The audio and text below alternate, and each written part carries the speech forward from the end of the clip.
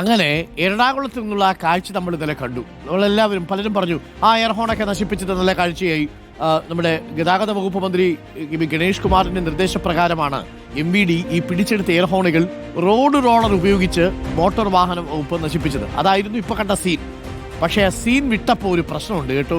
നിങ്ങൾ എല്ലാവരും ആ റോഡ് റോളർ ആ എയർഹോൺ നശിപ്പിക്കുന്നതേ കണ്ടുള്ളൂ. പക്ഷെ ഞങ്ങൾ മറ്റൊരു കാര്യം കൂടി കണ്ടു. എന്താണെന്ന് വെച്ചാൽ ഈ നിയമം ലംഘിച്ച്, ചട്ടം ലംഘിച്ച് എയർഹോണുകൾ ഉപയോഗിച്ചതിനാണല്ലോ ഈ റോഡ് റോളർ ഉപയോഗിച്ചത് കയറ്റി നശിപ്പിച്ചത്. ആ റോഡ് റോളർ തന്നെ ചട്ടം ലംഘിച്ചാണ് റോഡിൽ ഇറങ്ങിയിരിക്കുന്നത് എന്നുള്ളത് കൂടി നമ്മൾ കണ്ടെത്തിയിട്ടുണ്ട്.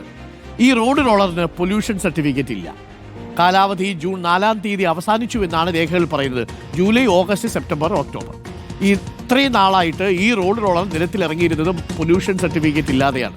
വലിയ കുഴപ്പമാണെന്ന് ചോദിച്ചാൽ എയർഹോൺ വെച്ചതിന്റെ പേരിൽ, ചട്ടം ലംഘിച്ചതിന്റെ പേരിൽ ആ എയർഹോൺ നശിപ്പിക്കാൻ വേണ്ടി പൊല്യൂഷൻ സർട്ടിഫിക്കറ്റ് ഇല്ലാത്ത റോഡ് റോളർ പുറത്തിറക്കി എന്നുള്ളതാണ് ഇപ്പോൾ വിവാദമായിരിക്കുന്നത്. മോട്ടോർ വാഹന വകുപ്പിനെതിരെ പ്രതിഷേധവുമായി കോൺഗ്രസ് രംഗത്തെത്തി. എന്നാൽ വിഷയത്തിൽ ഇതുവരെ മറുപടി പറയാൻ മോട്ടോർ വാഹന വകുപ്പ് തയ്യാറായിട്ടില്ല. അർജുൻ മട്ടന്നൂരുണ്ട് കൂടുതൽ വിവരങ്ങളുമായി. Good morning Arjun Mattannur. ഇതൊക്കെ ശ്രദ്ധിക്കണ്ടേ അംബാനെ എന്നല്ലേ നമുക്ക് ചോദിക്കാനുള്ളൂ. അർജുൻ മട്ടന്നൂർ ഇവരോട് ഈ എയർഹോൺ നശിപ്പിക്കാനുള്ള ആവേശത്തിനിടയിൽ റോഡ് റോളറിന്റെ പൊല്യൂഷൻ സർട്ടിഫിക്കറ്റ് അങ്ങ് മറന്നുപോയി. ഇതൊക്കെ നോക്കിയിട്ട് വേണ്ടേ ഒന്ന് റോഡിലേക്ക് ഇറക്കാൻ? സംഭവം പെട്ടോ മോട്ടോർ വാഹന വകുപ്പ്?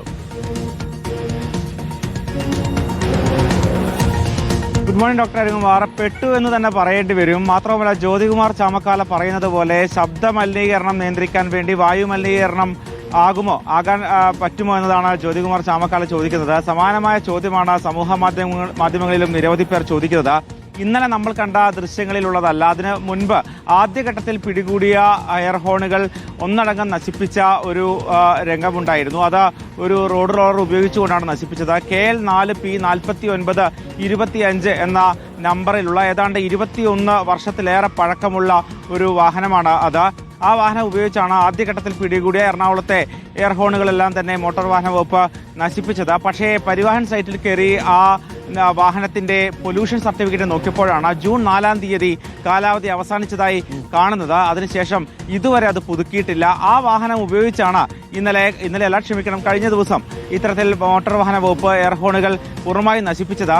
എന്തായാലും വിമർശനം ഇപ്പോൾ ശക്തമായി തന്നെ ഉയരുന്നുണ്ട്. എന്തൊക്കെ കോമാളിത്തരം കാണണം എന്ന് പറഞ്ഞുകൊണ്ടാണ് കോൺഗ്രസ് നേതാവായ ജ്യോതികുമാർ ചാമക്കാല ഇക്കാര്യം തന്റെ സമൂഹ മാധ്യമത്തിൽ അപ്ലോഡ് ചെയ്തിരിക്കുന്നത്.